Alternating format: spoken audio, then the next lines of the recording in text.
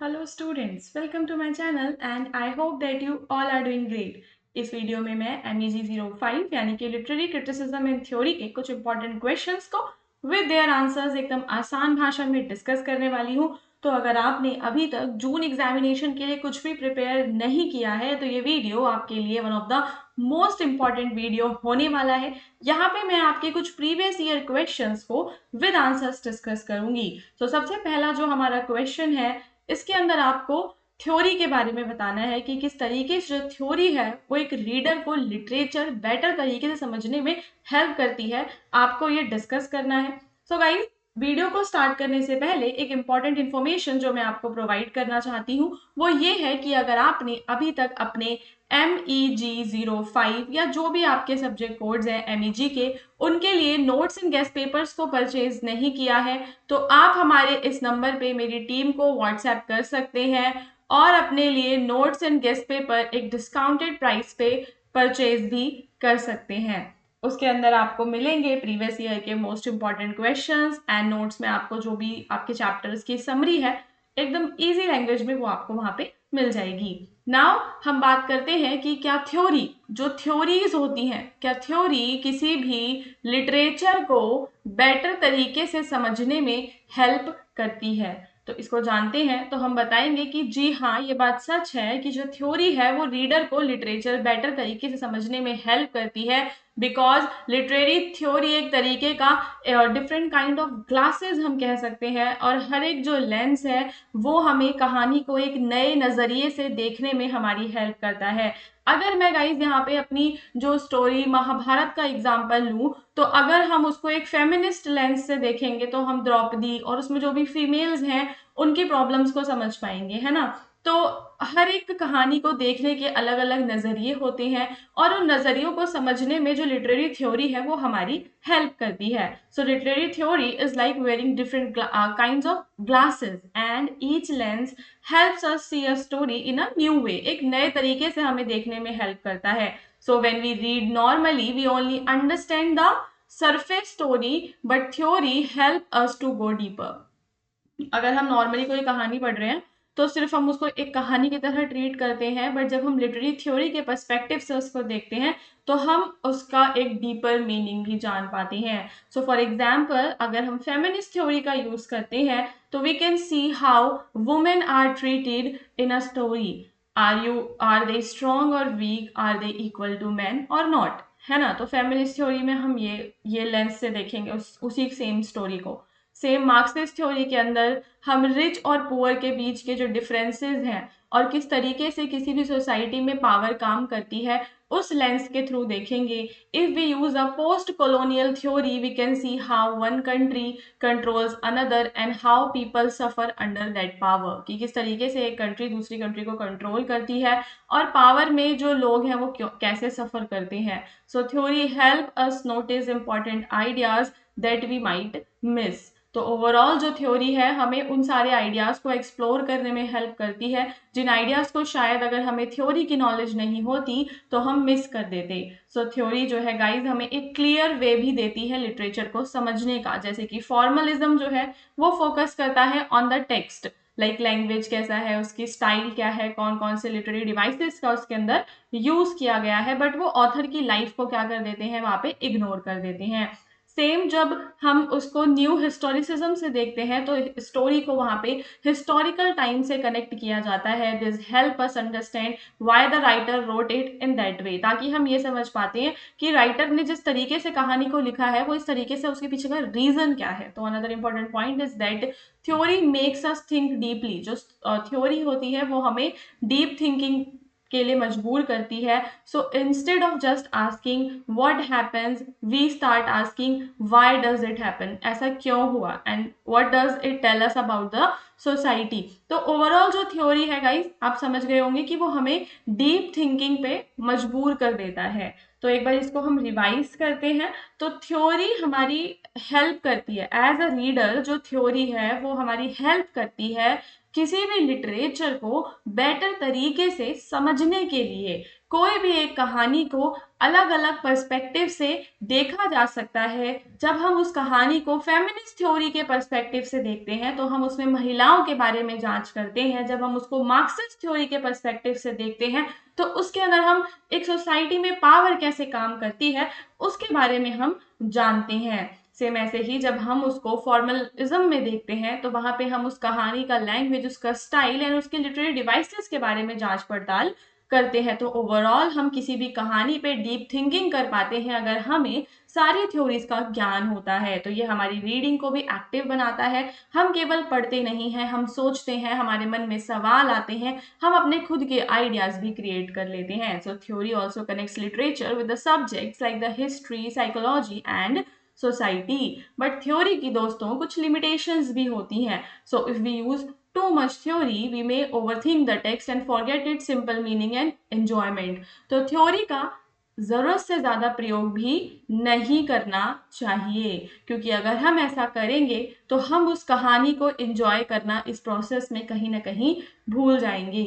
So also according to the reader response theory, the meaning of a text depend on the, हमारे खुद के experiences पे भी कुछ चीजें डिपेंड करती हैं, केवल थ्योरी पे ही नहीं करती। So in the final you can say that literary theory definitely help us, literary theory definitely हमारी मदद करती है to understand literature better, literature को बेटर तरीके से समझने के लिए। it shows deeper meanings and makes reading more interesting, but we should use it carefully and not forget to enjoy the story. I hope कि आपको फर्स्ट क्वेश्चन अच्छे समझ में आ गया होगा।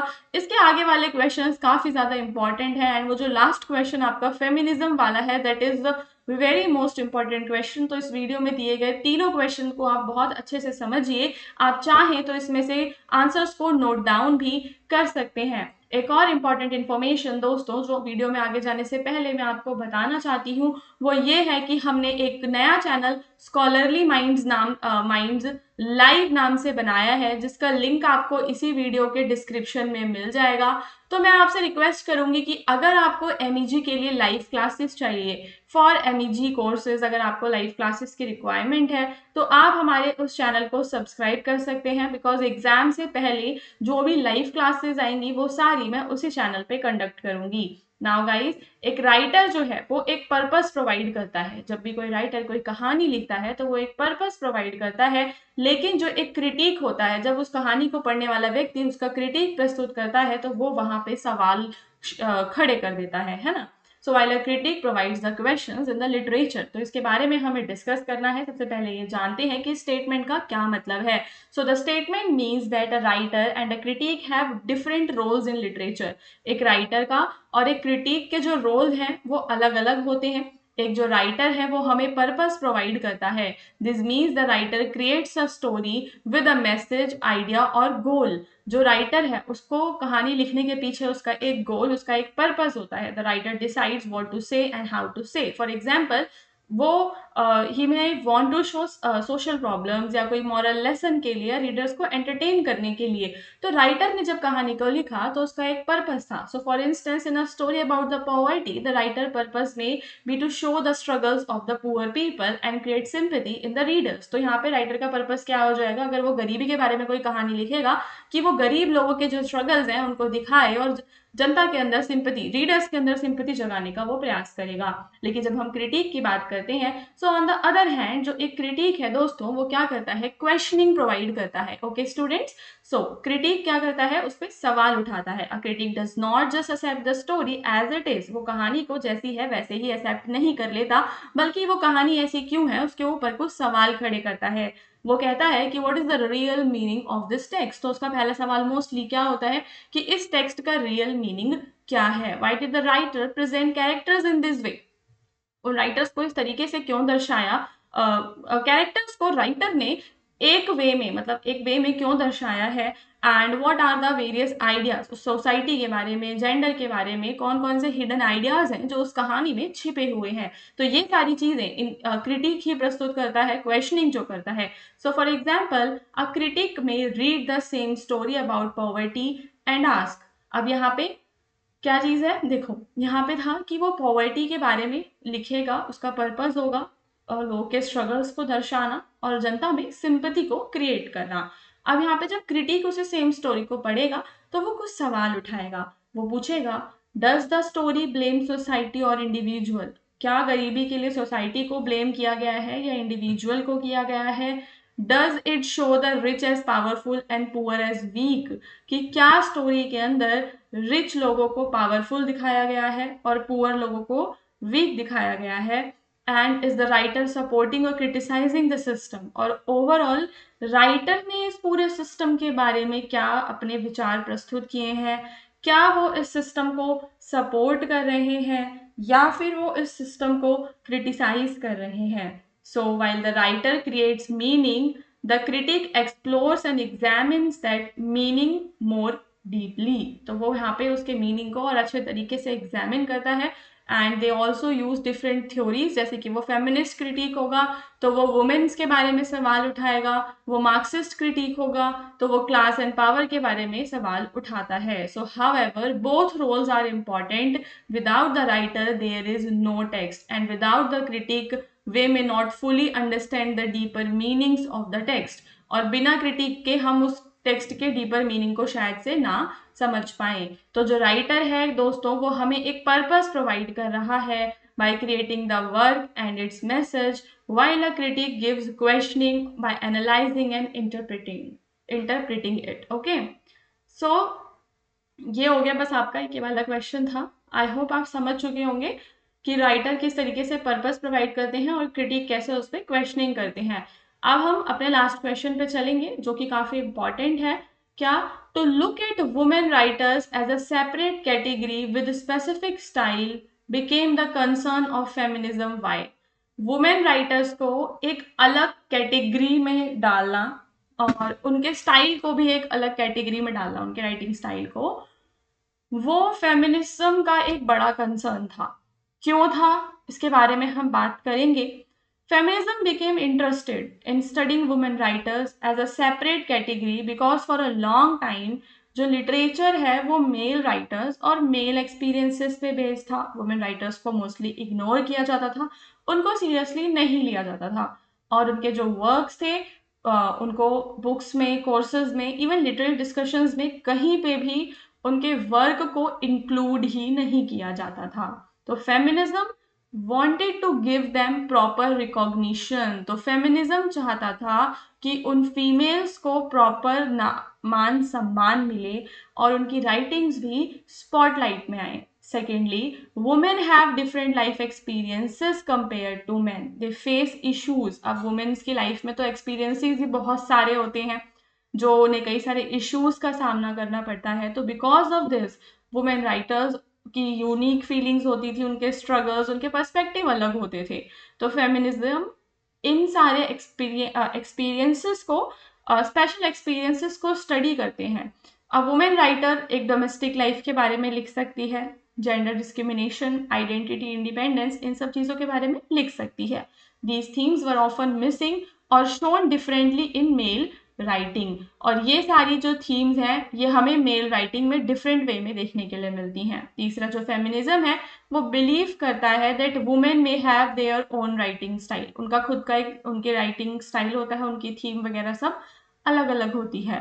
तो उनको सेपरेटली अगर हमें पढ़ना है, मतलब अगर हम उन्हें सेपरेट रखते हैं तो हम उनके स्पेशल फीचर्स को मोर क्लियरली जान सकते हैं। ठीक है, जो भी उनके स्पेशल फीचर्स हैं उन्हें हम मोर क्लियरली समझ सकते हैं। Also feminism wants to challenge male dominated ideas. और फेमिनिज्म कहीं ना कहीं जो मेल डोमिनेटेड आइडियाज थे उनको भी चैलेंज करना चाहता था। They focus on the women writers and वो सवाल उठाते हैं कि वाई जो मेन है उन्हें ज़्यादा इंपॉर्टेंट क्यों समझा जाता है। सो इन द फाइनल कंक्लूजन हम लिखेंगे that feminism studies women writers as a separate category to give them recognition and to understand their unique experiences and style and challenge male dominance in literature.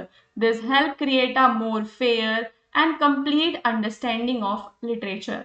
So I hope दोस्तों कि आपको तीनों question समझ में आ गए होंगे। Description में दिए हुए हमारे चैनल्स को सब्सक्राइब करना बिल्कुल भी मत भूलना। फ्यूचर में इग्नू से जुड़े हुए सारे अपडेट्स आपको वहाँ पे मिलते रहेंगे, स्कॉलरली माइंड्स लाइव पे भी और स्कॉलरली माइंड्स पे भी। आई होप कि आप हमारे व्हाट्सएप चैनल के साथ जुड़े हुए होंगे।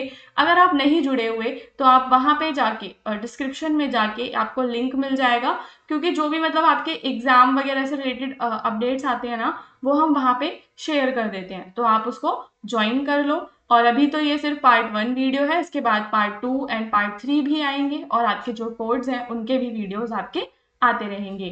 ओके।